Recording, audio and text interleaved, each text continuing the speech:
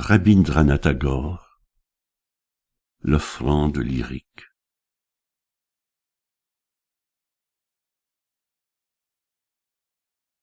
Poème 15 à 21.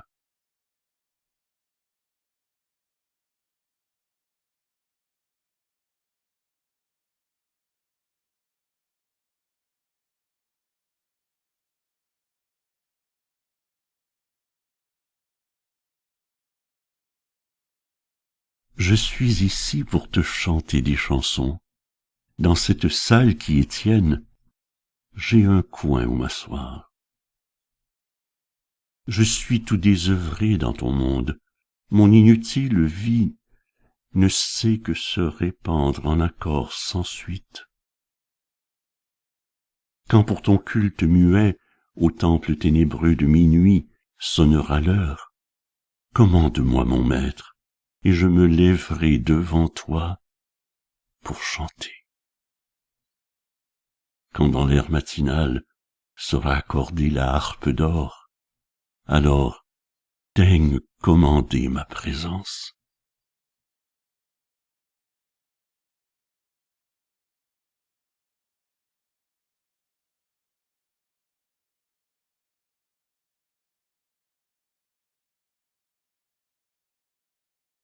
J'ai reçu mon invitation pour le festival de ce monde, et ainsi ma vie a été bénie. Mes yeux ont vu et mes oreilles ont entendu. C'était ma part à cette fête de jouer de mon instrument, et j'ai fait tout ce que j'ai pu. Maintenant je le demande, le temps est-il venu enfin où je puisse entrer voir ta face et t'offrir ma salutation silencieuse?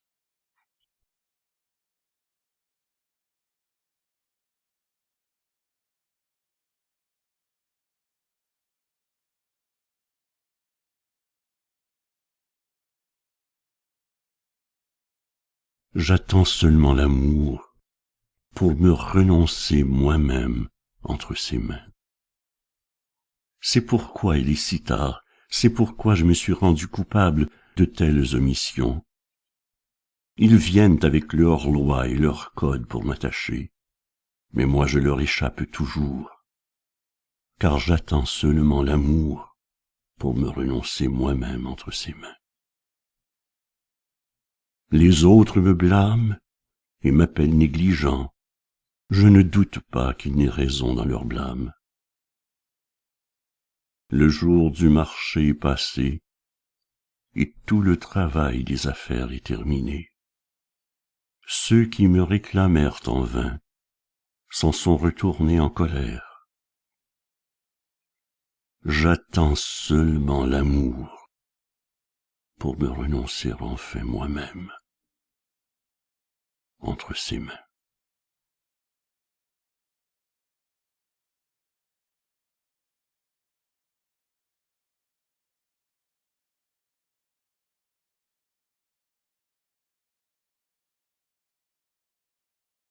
Les nuages s'entassent sur les nuages, il fait sombre. Amour, ah, pourquoi me laisses-tu dehors, attendre tout seul à la porte? Dans l'affairement du travail du midi, je suis avec la foule, mais par ce sombre jour solitaire, je n'espère seulement que toi. Si tu ne me montres point ta face, si tu me laisses complètement de côté, je ne sais pas comment je traverserai ces longues, ces pluvieuses heures. Je reste à contempler le large obscurcissement du ciel, et mon cœur plaintif rôde avec le vent, sans repos.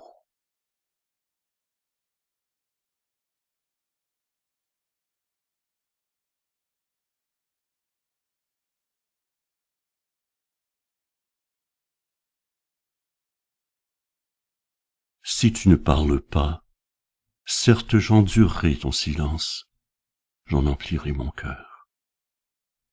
J'attendrai tranquille, la tête bas penchée, et pareil à la nuit, durant sa vigile étoilée. Le matin sûrement va venir, la ténèbre céder, et ta voix va s'épandre en jaillissement d'or, ruisselant à travers le ciel. Tes paroles alors s'essoreront en chansons de chacun de mes nids d'oiseaux, et tes mélodies éclateront en fleurs sur toutes les charmilles de mes forêts.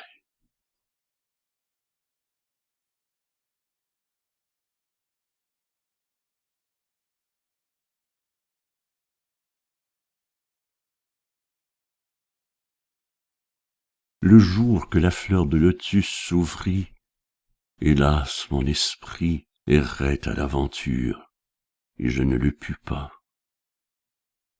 Ma corbeille était vide, et la fleur resta délaissée. Mais parfois et encore, une tristesse s'abattait sur moi.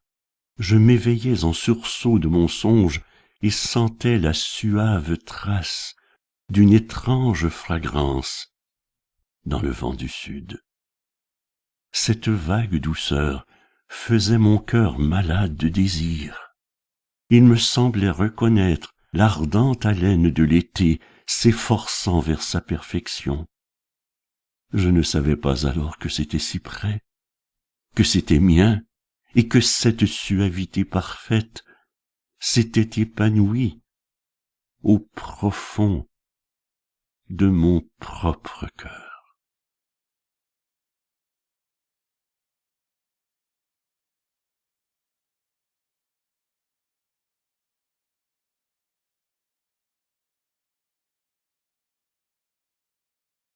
Est-il temps de lancer ma barque? Les languissantes heures s'écoulent sur la plage, hélas pour moi. Le printemps a donné sa floraison, puis dit adieu. Et maintenant chargé de vaines fleurs fanées, j'attends et m'attarde. Les vagues sont devenues bruyantes. Au-delà de la berge, dans le sentier plein d'ombre, les feuilles jaunes palpitent et tombent. Quelle absence contemples-tu? Ne sens-tu pas un frémissement traverser l'air, avec le chant lointain qui monte et fuit de l'autre plage?